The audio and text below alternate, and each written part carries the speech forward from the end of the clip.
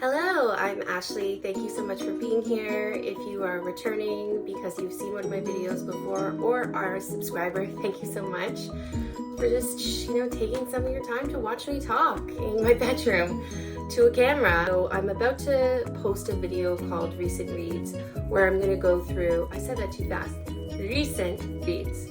So I'm going to go through in that video all the reads I've done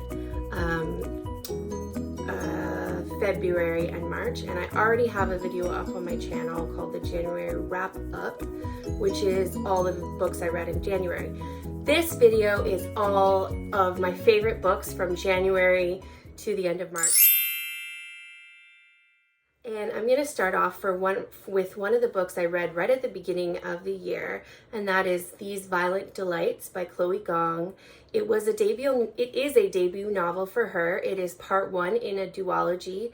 The next book, Our Violent Ends, comes out next year, or I guess this year, 2021. So it comes out this year because These Violent Delights was published in 2020. In Chloe's About the Author, it says that if you say that Romeo and Juliet is the most underrated or the best Shakespeare play 3 times, that she'll just appear. Basically, she loves Romeo and Juliet, and this is a very loose retelling, like it's very modern, but you do get, a main character for every character that there was in the play. Instead of it being 2 families, it's 2 gangs. So there's the Montagovs, a Russian gang called the White Flowers, and the Scarlets, which is a Chinese gang and they are headed, so the Chinese gang is headed by Juliet Kai, and then the White Flowers, the eldest son, is Roman Montagov, and they have had a love, and now they're broken up, and that's where this book takes place. Juliet's just returned from studying in America, and she does sometimes reflect back on those experiences and mentions a bit of racism. And now we've got a monster awakening. And this monster and dealing with this monster is what's going to push our 2 characters back together. And the question is, do they still love each other? Can they move past why they broke up? Why did they break up?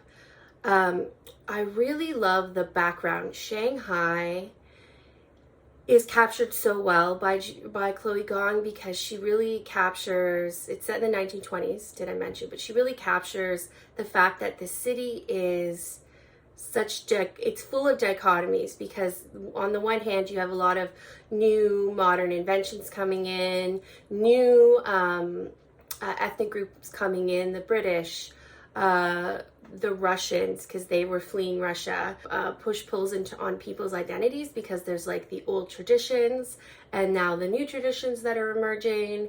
1920s was a big time for some burgeoning feminism. That's when you get the flapper girls who kind of have those long cigarettes and they're becoming more independent. This was my, they're going to dance. So it's just a great book because this is a really interesting backdrop. It is YA though, so there isn't any sexy scenes, but maybe there'll be some kissing. My next favorite book was To Dwell Among the Cedars, and I have it in hard copy. These Violent Delights I read in e-copy. Of course, I never bring the books up to when I'm talking, so I'm not like a real booktuber who would hold the book like this. I'm sorry. But To Dwell Among the Cedars is biblical fiction. There is, in my opinion, a lot of plot in this one, because there is basically the main character has to run away from home. She is born Egyptian, but she runs away with her brother and joins a Jewish community, where this Jewish community was involved in transporting the ark, and then this Jewish family specifically had a strong say in where the ark got stored as a resting place. And there's a lot of back and forth within the Jewish community about where it should be, but it's rested with this family. And the book is about a plot to take the ark away from this family by one of the Jewish factions. Now, there's also a romance between the main character and a boy she met when she was first running away. There is a strong presence of biblical history as well as God, so if that's not your bag, you want to skip this one. I found it really interesting, and my friend who reads biblical fiction quite often has said that the author of this book, who is Connellan Cosette, is one of the best biblical fiction authors she's ever read. The great thing about liking this book is there will be another. It is part of a duology, and the next book will focus on the girl's brother, who is named Lucio, and he plays quite a fairly big role in this book. I can't wait to read Lucio's story, by the way. Excuse my baby hairs. Your hair falls out right after you have a baby, because it doesn't fall out when you're pregnant, and then it regrows and you get baby hairs, and that's the stage I'm at because I had a baby last April. My next favorite book is actually a graphic novel, and I'm counting it because I read all of the episodes from the first season, and it's phrased like episode and season, which is a bit confusing, but it's basically like editions, and it's all released through the app Webtoon, or you can get it free online, and it is called Lore Olympus. I mean, there's so much buzz about this one. If you are at all into Greek retellings, it's really good. The art is so vivid and amazing. The art is not anime style, so that's just super appealing to me. It's very colorful. It's essentially about relationships, and relationships examined through the lens of the gods, the Greek gods. So there's two sort of settings. There's Olympus, which has modern day technology, computers, cell phones, etc. And then there's the Greek world that they rule over, which is basically ancient Greece. The ancient Greeks don't have any technology. They have just, they're out there plowing their fields, and the world has yet to have these inventions. And it really explores, like I said, the relationships between mothers and children, fathers and children, mothers and fathers, and a lot of romantic relationships are explored. I would classify this as a fantasy romance. The relationship between the main characters, who are Persephone and Hades, is really well done. Hades is like, the ideal partner, because he always asks for consent. He's always concerned about Persephone and her well-being, but trigger warnings for sexual assault and rape.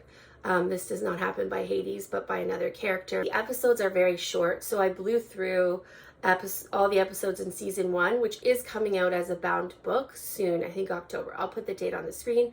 And then there also is a new season, which is out. I've read all the ones that have come out for that, but it's publishing every Sunday. If you're at all interested in graphic novels, check out Lore Olympus. Like, I don't read graphic novels, but I loved this one. So good. I just want to give an honorary mention to From Blood and Ash by Jennifer L. Armentrout. I wanted to mention it because it is really like a read where I devoured it.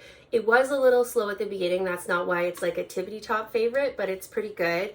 It's fantasy romance, and I'm not going to say a lot about it because I have a whole video going into what it's about, which I'll link up above. Thank you so much for watching again. If you want to see any more of my videos, I'm going to put them up on the screen. I hope you're having a beautiful start to the spring season, wherever you are, if it is spring, or I hope you're enjoying the season you're in, if you're, not in the Northern Hemisphere like I am.